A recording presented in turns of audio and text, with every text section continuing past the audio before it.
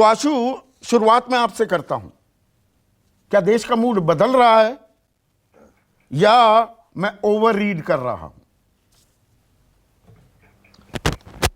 संदीप, आपका सवाल मुझे लगता है कि इस वक्त का सबसे बड़ा सवाल है और इसका कोई ब्लैक एंड व्हाइट पे जवाब देना मेरे लिए मुश्किल हो पाएगा, क्योंकि यह सवाल इसलिए पूछा जा रहा है क्योंकि हिमाचल प्रदेश में भारतीय जनता पार्टी के हार के बाद कर्नाटक में भी उसकी बुरी तरीके से हारी। या ये कहें कि कांग्रेस पार्टी हिमाचल में भी जीती थी और उसके बाद उसने कर्नाटक में भी जीत हासिल हुई है।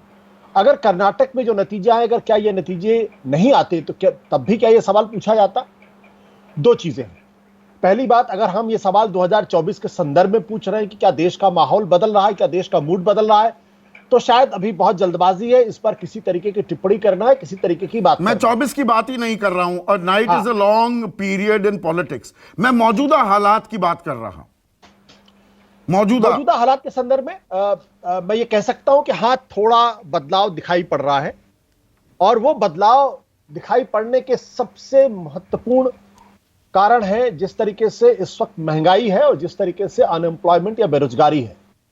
और एक वक्त ऐसा भी आता है जब कोई सरकार या कोई प्रधानमंत्री 8-9 साल रह जाता है तो लोगों के मन में सवाल खड़े होने लगते हैं कि जो उम्मीदें थी, क्या वो उम्मीदें पूरी हो रही?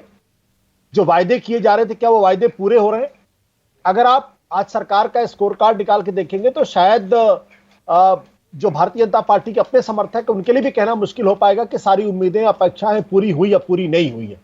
मेरा अपना मानना है कि सरकार ने पिछले कई सालों में, और खासतौर पर जब से डिमोनेटाइजेशन किया उसके बाद से, सरकार ने बहुत बुरी तरीके से लोगों को निराश किया है। जो अर्थव्यवस्था बेहतर तरीके से चलनी चाहिए थी, 8% की गति से चल रही थी, वो अचानक जिस तरीके से नोज डाइव करती है और उसके बाद से अभी तक वो संभलने का नाम नहीं ले रही है। उसके लिए बहुत सारे कारण दिए जा सकते हैं। कुछ लोग कह सकते हैं देखिए महामारी है, लेकिन शायद जो ये कारण देते हैं वो भूल जाते हैं कि महामारी के ठीक पहले भारत की अर्थव्यवस्था 4.3% पर आकर टिक गई। हाँ, 8 तिमाही लगातार गिर रही थी कोरोना से पहले, उस क्वार्टर में। और इसके साथ साथ 2019 का जब लोकसभा का चुनाव हो रहा था तब 45%, तब 45 साल की सबसे बड़ी बेरोजगारी हमारे सामने मुंह खड़ी हुई थी। तो ये वो सवाल है जिनके जवाब महामारी में नहीं खोजे जा सकते। नहीं, पर वो सवाल 2019 की जब आप बात कर रहे हैं आशु, वो सवाल थे, पर उसके बावजूद 282 से अपना जनादेश बढ़ाकर 303 पर लाने में भी कामयाब हो गई थी बीजेपी। ये एक प्रश्न है जिसका जवाब शायद मेरे पास नहीं है, लेकिन मैं जरूर कह सकता हूं कि लोग जब 5 साल के बाद उन्होंने कहा कि नहीं, सरकार को एक मौका और मिलना चाहिए, क्योंकि 5 साल बहुत कम होता है किसी भी सरकार के लिए डिलीवर करने का। तो मुझे लगता है अगर मनमोहन सिंह की सरकार को, अगर आपको याद होगा कि 2004 से लेकर 2009 तक उस सरकार को भी मौका मिला था, और जिस सरकार को जितनी सीटें 2004 में मिली थी उससे तकरीबन 60 सीटें ज्यादा 2009 में मिली थी। लेकिन जब 10 साल हो गए और उसके बाद लोगों को लगा जिस तरीके के भ्रष्टाचार गंभीर आरोप लग रहे हैं उसमें सरकार के लिए अब आगे मौका देना मुश्किल होगा। तो मुझे लगता है कि आज की तारीख में जिस तरीके से महंगाई, और महंगाई बहुत जबरदस्त, इसमें कोई दो राय नहीं है, महंगाई बहुत जबरदस्त है, अनएम्प्लॉयमेंट बहुत जबरदस्त है, और हर व्यक्ति की आय घटी है सिवाय कुछ बिलियनियर्स के। बिलियनियर्स की लिस्ट में भारत के यहां से जो अरबपति खरबपति उनकी संख्या बढ़ी है। हाँ, 102 से बढ़कर 166 हो गई है। 2 सालों में ये बढ़कर 102 थे 2 साल पहले, अब 166 खरबपति है। बिल्कुल। अगर आज की तारीख में, और मैं कभी कभी मार्केट जाता हूं, तो अगर आप आज 500 रुपए का नोट लेके जाएंगे तो उसमें कितनी किलो सब्जी आपके पास आएगी, आप उसका अंदाजा सहज ही लगा सकते हैं। तेल कितना महंगा, ये सब बहुत बुनियादी चीजें हैं। नहीं, ये बुनियादी चीजें हैं। महंगाई, बेरोजगारी जो आप कह रहे हैं, ये स्टैंड अलोन मुद्दे नहीं है कि वो राजनीति की दशा और दिशा पलट दे।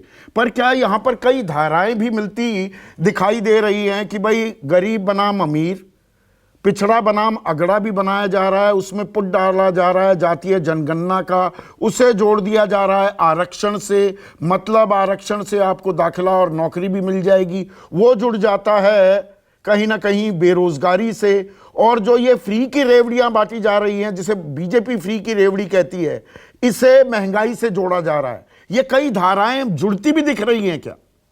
देखिए, एक सबसे महत्वपूर्ण चीज ये होती है कि आप सरकार क्यों चुनते हैं, ताकि आपकी स्थिति बेहतर हो। इसके अलावा मेरी नजर में कोई और पैरामीटर नहीं होता। अगर मैंने नरेंद्र मोदी जी को वोट दिया तो ये उम्मीद करके दिया है कि आने वाले 5 साल के अंदर मेरे परिवार की स्थिति, मेरे बच्चों की स्थिति बेहतर होगी।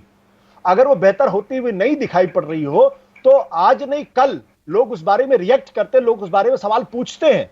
भले ही लोगों को लगे कि प्राइस राइज कोई बहुत बड़ा मुद्दा चुनाव में नहीं होता, आइडेंटिटी एक बड़ा मुद्दा होता है, लेकिन मेरा साफ तौर पर मानना है, जो बहुत सारे लोग कहते हैं कर्नाटक के अंदर भ्रष्टाचार कोई मुद्दा नहीं था, मैं इस बात से बिल्कुल इत्तेफाक नहीं रखता। मेरा साफ तौर पर मानना है कि भ्रष्टाचार बड़ा मुद्दा ना हो, लेकिन सरकार के परसेप्शन को लेकर, सरकार से जो अपेक्षाएं होती है उसको लेकर एक बहुत गहरे सवाल खड़े कर देता है। और जब वो गहरे सवाल खड़े कर देता है तो बाकी सारे मुद्दे इकट्ठे हो जाते हैं, फिर सरकार के लिए अपने लिए वोट मांगना मुश्किल हो जाता है।